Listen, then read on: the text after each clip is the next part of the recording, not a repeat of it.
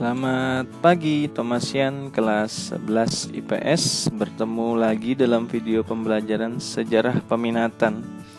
Untuk video kali ini kita masuk ke materi selanjutnya bab 2, melanjutkan materi sebelumnya mengenai keberadaan kerajaan-kerajaan yang bercorak Hindu-Buddha di Nusantara. Ya, kita lanjut ke dalam materi kesultanan-kesultanan ataupun kerajaan Islam. Ada 3 topik yang akan kita bahas di bab 2 ini, sama seperti di bab 1 ya. Yang membedakan hanyalah kerajaan Hindu, Buddha, dan kerajaan Islam. Yang pertama yaitu masuk dan berkembangnya Islam di Nusantara. Yang kedua adalah contoh-contoh kesultanan-kesultanan bercorak maritim pada masa Islam. Dan yang ketiga adalah warisan kesultanan-kesultanan maritim pada masa Islam di dalam kehidupan masa kini. Untuk yang pertama mengenai masuk dan berkembangnya agama Islam. Penyebaran agama Islam di Nusantara berlangsung terjadi seiring dengan keberadaan masyarakat Hindu-Buddha di Nusantara yang semakin lama semakin mulai mendapatkan persaingan, baik itu karena perdagangan maupun persaingan dalam menyebarkan pengaruh agama. Penyebaran agama Islam di Nusantara berlangsung ketika masyarakat Nusantara pada waktu itu mayoritas menganut agama Hindu-Buddha. Ya, informasi yang kita bisa terdapat kerajaan Islam pertama di Nusantara, yaitu Samudra Pasai namanya.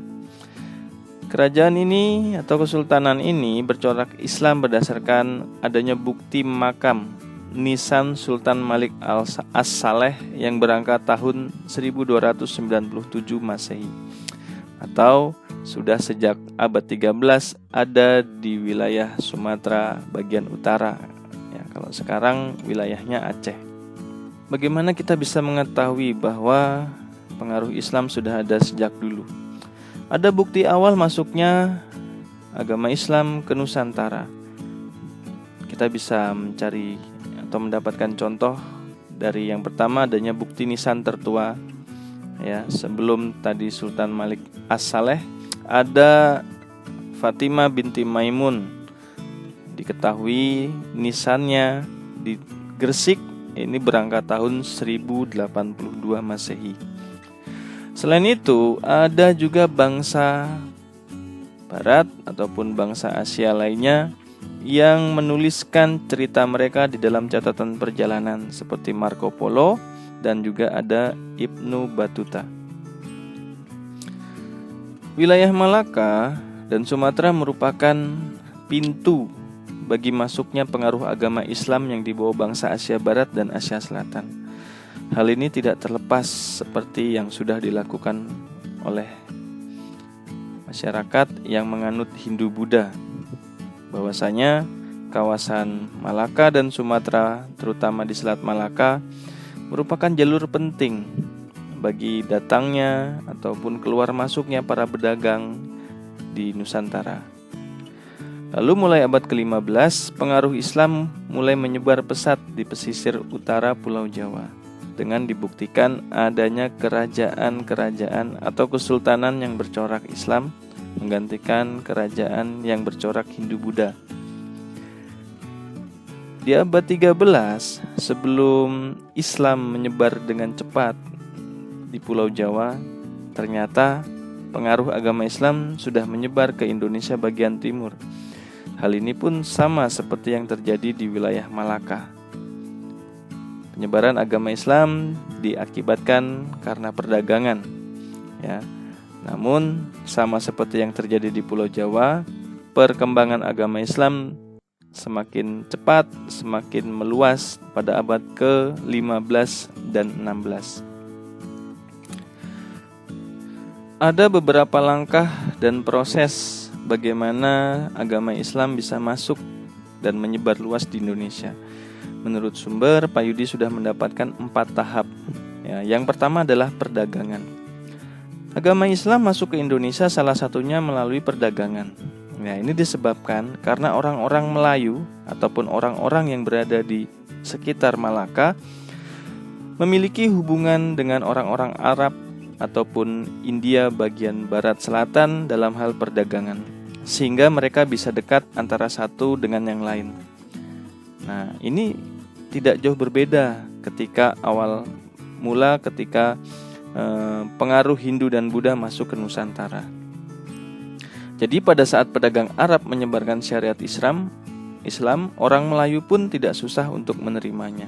Dan orang-orang yang mayoritas di sekitar wilayah perdagangan juga mendapatkan pengaruh dari agama Islam. Walaupun tidak cepat, tetapi orang Melayu sedikit demi sedikit mulai memeluk agama Islam dengan menjalankan ajarannya. Setelah berdirinya kerajaan Islam di Malaka, kerajaan Samudra Pasai di Aceh, kepercayaan orang atau masyarakat yang menganut agama Islam semakin kuat, semakin banyak pada masa itu. Maka ramailah pedagang-pedagang Arab di sekitar Selat Malaka. Banyak ulama juga yang berasal dari Arab berkunjung ke Indonesia.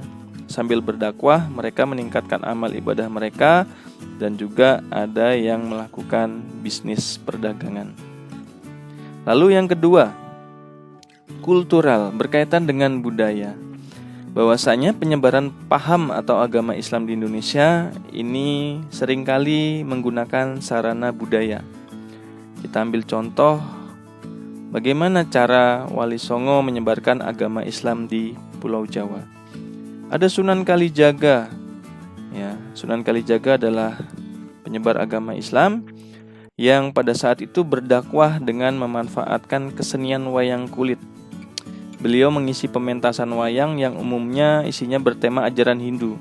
Namun beliau coba ubah dengan menukar ajaran Hindu tersebut dengan sejarah dan ajaran-ajaran agama Islam. Lalu ada juga Sunan Muria, penyebar agama Islam juga. Beliau berdakwah dengan gamelannya, ya, dengan alat musik. Sedangkan ada Sunan Giri, beliau juga berdakwah dengan memainkan mainan anak-anak seperti lagu Cublak Suweng, ya, jalungan, jamuran, dan lain sebagainya. Para ulama ini cerdas, ya, penyebar agama Islam ini cerdas. Mereka mempunyai pemahaman ajaran Islam dengan menggunakan bahasa yang kerap digunakan oleh masyarakat setempat pada waktu itu. Jadi penyebarannya belum saklek menggunakan bahasa Arab, ya, melainkan dengan bahasa-bahasa sesuai daerahnya. Misalnya di Jawa, mayoritas orang Jawa yang menggunakan bahasa Jawa. Begitu juga di daerah Tataran Pasundan menggunakan bahasa Sunda.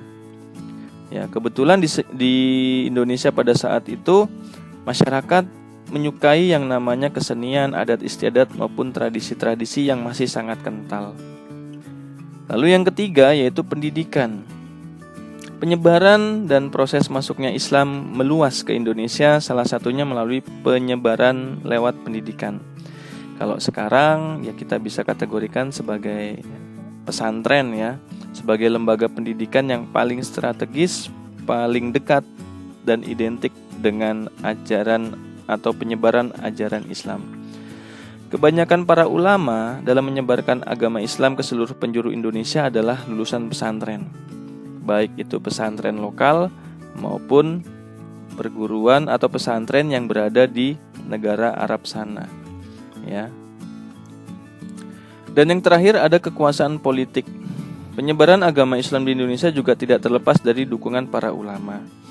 Ya, kekuatan ulama dalam partisipasi mereka di dalam hal politik, dalam pemerintahan ini berperan besar. Misalnya ketika sebuah kerajaan Islam muncul, tidak mungkin kerajaan tersebut langsung menjadi kerajaan yang besar, ya kan. Nah, ketika kerajaan tersebut dipimpin oleh seseorang yang memiliki ajaran Islam yang sangat kuat, lalu memiliki asisten ataupun penasihat dari kalangan ulama, maka dengan mudah kerajaan tersebut atau kesultanan tersebut memberikan pemahaman kepada masyarakat untuk mengajak masyarakatnya ikut memeluk agama Islam sesuai yang dianut oleh pemimpin raja ataupun pemimpin kesultanan tersebut, ya.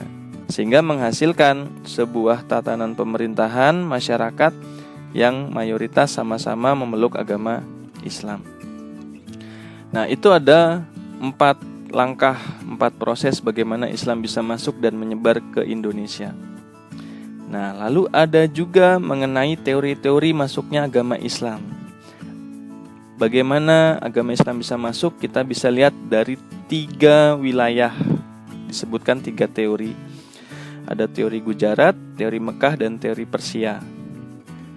Menurut teori Gujarat, ini didukung oleh Snoeck-Horgrons. Ya, Snoeck-Horgrons ini adalah orang Belanda ya, orang Belanda yang intens dan cenderung mempelajari agama Islam juga demi kepentingan Belanda itu sendiri. Ada juga Sutterheim dan ada Vlek. Menurut tokoh-tokoh tersebut, Islam masuk ke Nusantara sekitar abad 13. Dibawa oleh para pedagang Islam yang berasal dari India, yang bernama daerahnya adalah Gujarat. Padahal kita ketahui India ini mayoritas adalah masyarakat yang memeluk agama Hindu-Buddha. Nah, ada saingannya, teori saingannya yang lebih kuat, yaitu teori Mekah. Mekah adalah sebuah kota yang terdapat di Arab Saudi, di Arab ya. Menurut teori Mekah, ya, pengaruh Islam ini telah masuk ke Nusantara sekitar abad 7, dibawa langsung oleh para pedagang dari Arab. Ini didukung oleh Buya Hamka dan Van Leur. Ya, dan banyak masyarakat sekarang juga banyak yang mendukung teori Mekah ini. Kenapa? Karena ada Mekah, ada Madinah, merupakan tempat-tempat suci yang dianggap memiliki peran penting di dalam agama Islam dibanding Gujarat. Lalu yang ketiga, teori Persia. Ya, teori Persia ini tidak bisa dikesampingkan. Menurut teori yang didukung oleh Husin Jayadiningrat, Islam di Indonesia dibawa masuk oleh orang-orang Persia, orang-orang yang berasal dari wilayah Iran di Asia Barat sekitar abad 13. Ya, jadi ketika disimpulkan, ketiga teori ini sebenarnya tidak ada salahnya, tetapi yang dipermasalahkan adalah teori mana yang paling kuat, pedagang dari mana, tokoh-tokoh atau orang-orang dari mana yang paling banyak mensuplai orang-orang yang menganut ajaran agama Islam sehingga masuk ke Indonesia. Nah, berikutnya adalah konteks kesultanan-kesultanan Islam bercorak maritim. Ada 6 yang akan kita bahas ya. Ada kerajaan atau kesultanan Aceh, Demak, Banten, Mataram, Gorontalo, Ternate, dan Tidore. Di buku cetak atau buku paket ada dengan jelas ya. Pak Yudi harap kalian bisa membaca-baca juga di buku.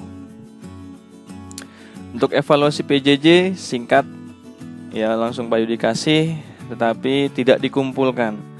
Ini ibaratnya adalah pengayaan.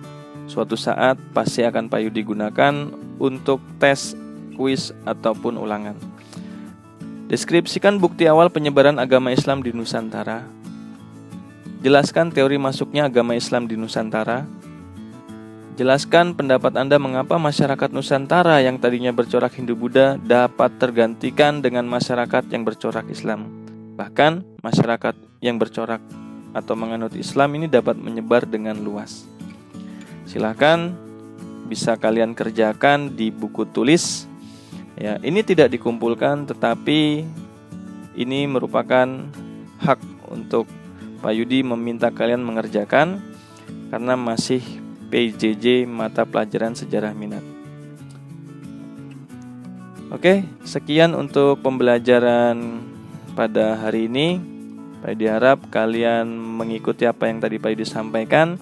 Semoga materi tersebut berguna bagi kalian. Terima kasih. Sampai jumpa.